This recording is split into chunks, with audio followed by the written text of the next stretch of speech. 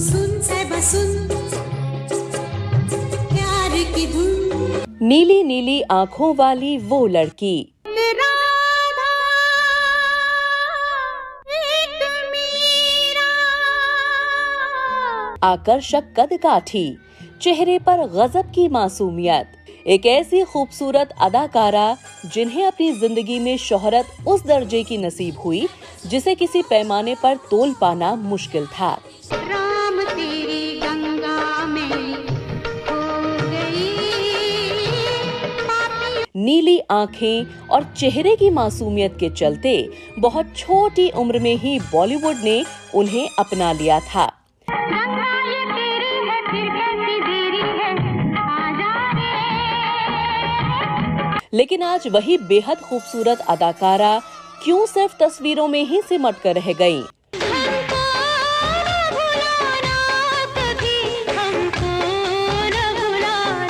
और क्यों आगे चल के एक तस्वीर ने इस अदाकारा का नाम खतरनाक अंडरवर्ल्ड डॉन दाऊद इब्राहिम से जोड़ दिया?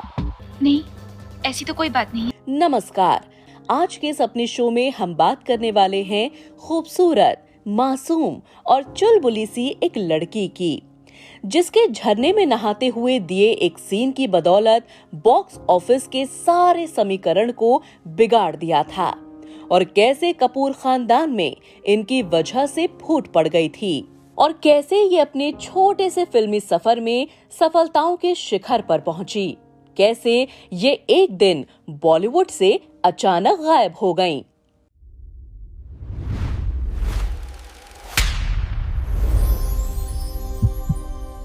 जी हाँ, हम बात कर रहे हैं सुपरस्टार एक्ट्रेस मंदाकिनी की।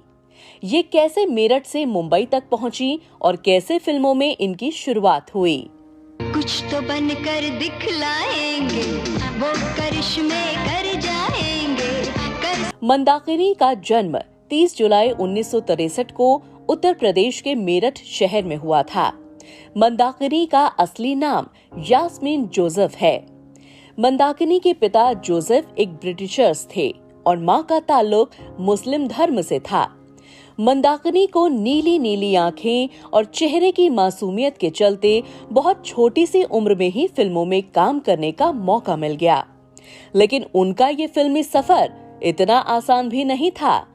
फिल्म मजलूम से पहले मंदाकिनी को 3 फिल्म निर्माताओं के द्वारा नकार दिया गया था, जिसका सबसे बड़ा कारण था इनका नाम, जो उस समय की हिंदी फिल्मों के लिए सही नहीं बैठ रहा था। सच? और पास आओ ना।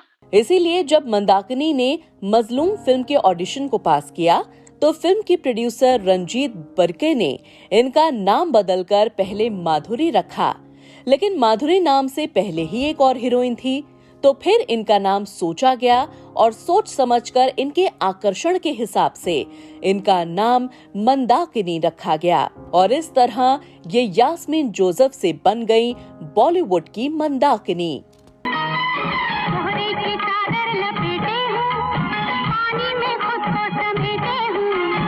मंदाकिनी जब अपनी पहली फिल्म मजलूम में काम कर रही थी तो उस दौरान महान फिल्म मेकर राज कपूर की नजर इन पर पड़ी, जो फिल्म राम तेरी गंगा मैली से अपने सबसे छोटे बेटे राजीव कपूर को लॉन्च करने की तैयारी कर रहे थे। हालांकि इस फिल्म के लिए पहले डिम्पल कपाड़िया को पसंद किया गया था। ये वही डिम्पल कपाड़िया थी जो अपनी पहली फिल्म बॉबी से फिल्म इंडस्ट्री में एक जाना माना चेहरा बन चुकी थी, लेकिन डिम्पल कपाड़िया एक पहाड़ी लड़की के किरदार में फिट नहीं बैठ रही थी। इसीलिए जब राज कपूर ने मंदाकिनी को देखा तो उनका भोला भाला चेहरा उन्हें अपनी फिल्म के लिए बिल्कुल सही लगा और राज कपूर ने मंदाकिनी से बात की और अपनी फिल्म के बारे में बताया। मंदाकिनी ने भी बिना सोचे समझे तुरंत फिल्म के लिए हाँ कर दी थी और इस तरह मंदाकिनी को अपने करियर की सबसे बड़ी फिल्म मिल गई।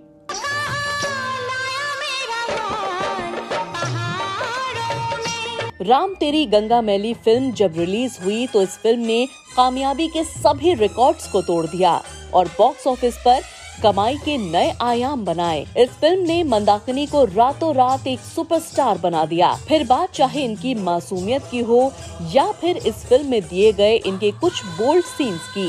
मंदाकिनी के द्वारा निभाया गया किरदार या इनको झरने में सफेद लिबास में नहाना और ट्रेन में बच्चे को दूध पिलाना दर्शकों के लिए इस फिल्म का केंद्र बन गई थी मंदाकिनी। हालांकि इस फिल्म के कई दृश्य के लिए राज कपूर और मंदाकिनी दोनों की बहुत आलोचनाएं हुई। कुछ लोगों ने राज कपूर को अश्लील कहा तो किसी ने राज कपूर को फिल्मों में नंगता परोसने वाला फिल्म मेकर कहा। लेकिन कारण चाहे कुछ भी हो, मंदाकिनी इस फिल्म से बॉलीवुड का एक बड़ा नाम बन चुकी थी। राजीव कपूर को लॉन्च करने के लिए बनाई गई इस फिल्म से मंदाकिनी को बेस्ट एक्ट्रेस का फिल्म फेयर नॉमिनेशन भी प्राप्त हुआ था।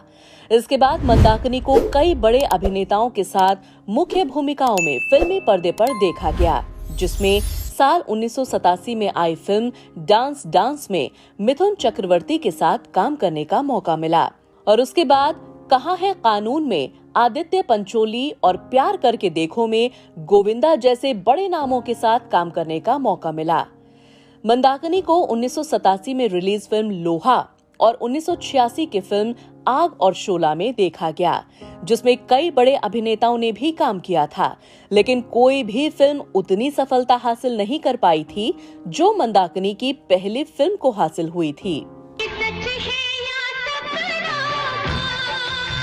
अब बात करते हैं इनके निजी जीवन की। मंदाकिनी की शादी 1990 में पूर्व बोधिस्ट कग्यूर पिंचोरे ठाकुर से हुई थी, जिनसे मंदाकिनी को बच्चे भी हुए। बेटे का नाम राबिल और बेटी राबजे इनाया है।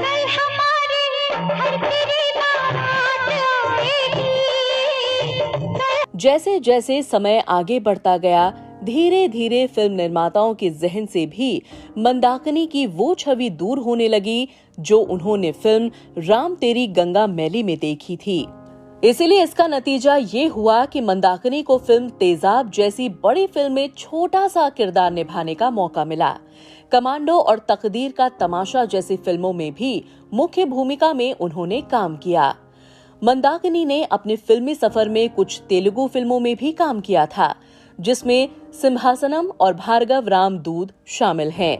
इसके अलावा मंदाकिनी ने साल 1990 में मिथुन चक्रवर्ती की बंगाली फिल्म अंधा विचार में एक स्पेशल अपीयरेंस में भी वो नजर आई थीं।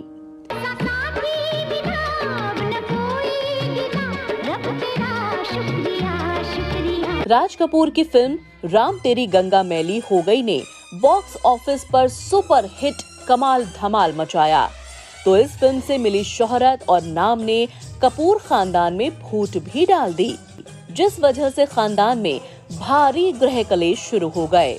दरअसल इस फिल्म से राज कपूर अपने बेटे राजीव कपूर को लॉन्च कर रहे थे, लिहाजा कहानी और स्टार कास्ट को बड़ी मेहनत के साथ चुना गया था। इस फिल्म की कहानी एक लड़की के जीवन और समाज के द्वारा किए गए जुल्म बेइज्जती के इर्द गिर्द थी, जिसके चलते राजीव कपूर को इस फिल्म में अपना एक्टिंग स्किल दिखाने का मौका न के बराबर ही मिला। बस फिर क्या था, राज कपूर के बेटे ने इन सब बातों के चलते अपने पिता को कसूरवार मानना शुरू कर दिया। उन्होंने अपने किरदार को कमजोर तरीके से दिखाने के लिए भी अपने पिता को ही दोषी ठहराया। बताया जाता है कि मंदाकिनी को इस फिल्म की शूटिंग के दौरान सभी वीआईपी ट्रीटमेंट मिल रहे थे, तो वहीं राजीव कपूर से फिल्म के सेट पर एक स्पॉट बॉय की तरह भी काम करवाया गया था, जिसका नतीजा ये हुआ कि फिल्म के बाद पिता और बेटे के बीच एक दरार पड़ गई। राजीव कपूर ने अपने पिता से बात करना बंद कर दिया था। बाप बेटे के बीच कड़वाहट इतनी ज्यादा हो गई थी कि साल 1988 में जब राज कपूर का निधन हुआ तो राजीव कपूर उनके अंतिम संस्कार में भी नहीं पहुंचे।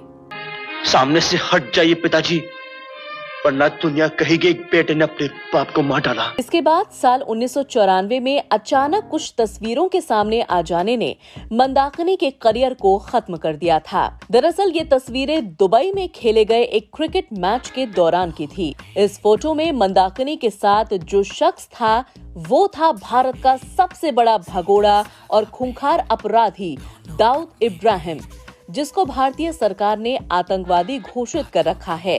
इस फोटो में दाऊद इब्राहिम और मंदाकिनी हंसते हुए नजर आ रहे थे। इन फोटोज के सामने आने के बाद से मंदाकिनी की जिंदगी ही बदल गई।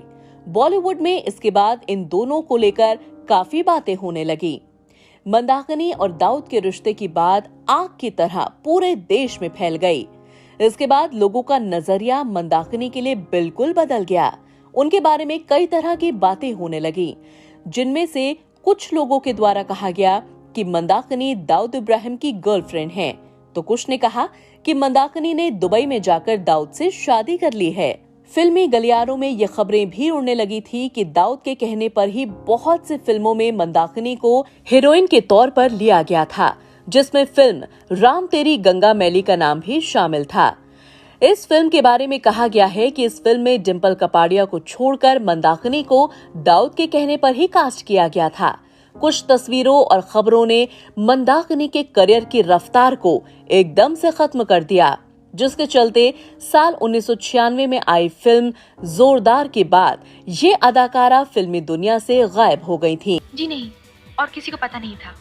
पता था तो सिर्फ मुझे या आपको। बताया जाता है कि दाऊद इब्राहिम फिल्मी दुनिया में अपना काला धन लगाता था। उसके बॉलीवुड में खासी दिलचस्पी थी। इसी सब के चलते दाऊद इब्राहिम ने एक बार फिल्मी सितारों को पार्टी दी। इस पार्टी में मंदाकिनी भी मौजूद थी। दाऊद मंदाकिनी की खूबसूरती पर मर मिटा था और यहीं से इन दोनों की बातचीत शुरू हुई। और इसके बाद मंदाकिनी अक्सर फिल्म की शूटिंग का बहाना बनाकर दुबई में दाऊद से मिलने जाया करती थी और दाऊद के घर जाकर रहा करती थी। जानकार बताते हैं कि मंदाकिनी ने दाऊद से रिश्ता बनाया था अपने करियर को ऊपर ले जाने के लिए, लेकिन हुआ एकदम उसका उल्टा। मंदाकिनी का दाऊद के रिश्ते की वजह से इनको फिल्मों में काम मिलना ही बंद हो गया और आगे चल करके इसके खुलासे भी होने लगे। बताया जाता है कि मंदाकिनी को फिल्मों में काम दिलाने के लिए फिल्म मेकर्स को दाऊद धमकाता था, जिसकी वजह से कई फिल्में इनको मिली थीं। बताया तो ये भी जाता है कि दाऊद ने एक फिल्म मेकर जावेद सिद्दीकी की हत्या तक करवा दी थी, क्योंकि उन्होंने मंदाकिनी को अपनी फिल्म में लेने से इनकार कर दिया था। आपको बता दें कि जब मुंबई बम धमाकों में दाऊद का नाम सामने आया, जिसके बाद से वो भारत छोड़कर भाग गया था और उसका नाम खूंखार अपराधी की लिस्ट में शामिल हो गया था। लिहाजा दाऊद से रिश्ता होने की वजह से कई बार पुलिस ने भी मंदाकिनी से पूछताछ की थी। मैं जो कहूंगी सच कहूंगी। अपनी जिंदगी में चल रही आलोचनाओं और बुरे रवैये के चलते मंदाकिनी सदमे में जाने लगी। इसके बाद मंदाकिनी ने डॉन से सारे रिश्ते तोड़ लिए और फिल्मों को भी अलविदा कह दिया। मुन्ना, मैं जा रही हूँ। कॉलेज छोड़कर? नहीं, ये शहर छोड़कर। एक्सपर्ट्स बताते हैं कि मंदाकिनी के लालच और फिल्मों में आसानी से रोल पाने की ख्वाहिश ने उनसे सब कुछ छीन लिया था। मंदाकिनी और डॉन के बीच क्या रिश्ते थे ये तो नहीं पता, लेकिन मंदाकिनी को इन सब की भारी कीमत चुकानी पड़ी थी। देखिए, मैं तकदीर की नचाई बेबस औरत हूँ। हाथ जोड़ती हूँ आपके, मुझे बर्बाद मत कीजिए। अपने 11 साल के फिल्मी सफर में 44 फिल्मों में उन्होंने काम किया। मंदाकिनी फिलहाल दलाई लामा के एक अनुयायी के तौर पर अपने पति के साथ मुंबई में तिब्बती योग क्लासेस और तिब्बती मेडिसिन सेंटर संभालती हैं। अपनी पहली फिल्म से ही अपनी मासूमियत से सबको अपना दीवाना बना लेने वाली मंदाकिनी की पूरी जिंदगी को कुछ तस्वीरों में समेटने की कोशिश करें तो राम तेरी गंगा मैली में सफेद साड़ी में लिपटी मंदाकिनी नजर आती हैं। तो वहीं एक क्रिकेट मैच के दौरान दाऊद इब्राहिम के साथ आई फोटोज ने इनको सभी भारतीयों की नजरों में गिरा दिया था। बात करें आज के समय की तो 22 साल की वो खूबसूरत हीरोइन आज 58 साल की हो गई हैं, जहां उनको पहचान पाना थोड़ा मुश्किल हो जाता है।